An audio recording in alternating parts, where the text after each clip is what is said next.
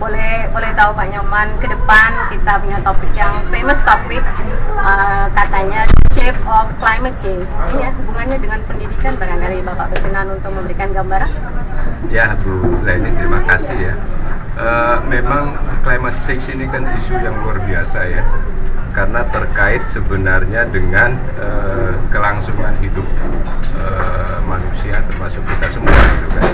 Kenapa? Karena yang terjadi adalah perubahan temperatur bumi ya, yang efeknya itu luar biasa gitu. Dan ini ujung-ujungnya adalah penyebabnya terbentuknya gas rumah kaca itu ya. Kita tahu bahwa gas rumah kaca itu penyebabnya ada dua ya. Yang utama ya, yaitu adanya gas karbon dioksida, kemudian gas metan ya. Karbon dioksida itu sebagian besar itu dihasilkan dari pembakaran bahan bakar fosil ya, termasuk batu bara di dalamnya karena ada industri, kemudian transportasi dan seterusnya.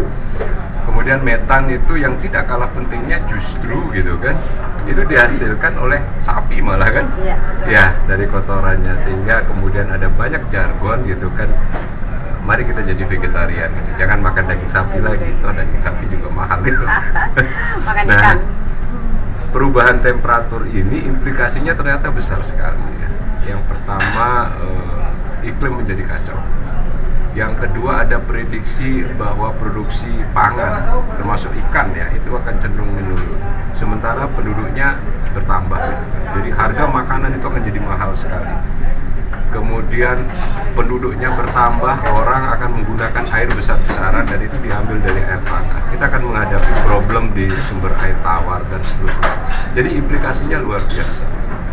Nah, kalau kita lihat apa yang harus dilakukan sekarang, maka yang pertama adalah apa yang disebut dengan mitigasi itu.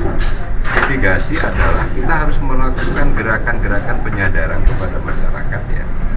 Supaya apa? Supaya kita mulai menghemat penggunaan air, kemudian tidak menggunakan hal-hal yang pada akibatnya mendorong perubahan iklim itu menjadi semakin cepat gitu kan. Yang kedua adalah adaptasi. Jadi adaptasi itu. Karena apa? Bahwa bumi itu dari dulu juga sudah berubah gitu kan. Zaman gelas, zaman es dan seterusnya itu kan.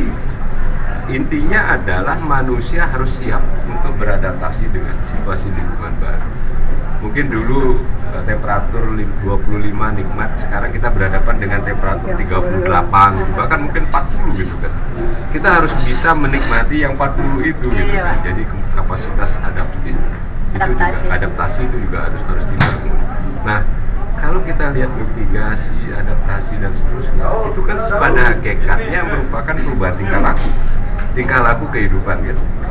Dan disinilah pendidikan bisa mengambil peran, karena inti dari sebuah pendidikan itu adalah merubah tingkah laku seseorang. Perencanaan ke depan pendidikan terkait yang Bapak sampaikan, yang dalam waktu dekat kita akan menyisipkan substansi pengetahuan perubahan iklim itu ke dalam beberapa mata kuliah atau mata pelajaran yang memang ada relevansinya. Misalnya ada mata pelajaran ekologi, kemudian ada pelajaran apa lagi, mitigasi dan seterusnya. Itu akan menjadi salah satu muatannya adalah pengetahuan, termasuk teknologi apa yang sudah dikembangkan oleh atau dihasilkan oleh badan-badan riset untuk apa? Untuk mengatasi perubahan iklim itu. Misalnya bagaimana sekarang orang hidup dengan rok misalnya setiap saat, apakah rumahnya itu dikasih panggung gitu kan, dan seterusnya. Ini kan bagian dari teknologi yang harus dikembangkan menghadapi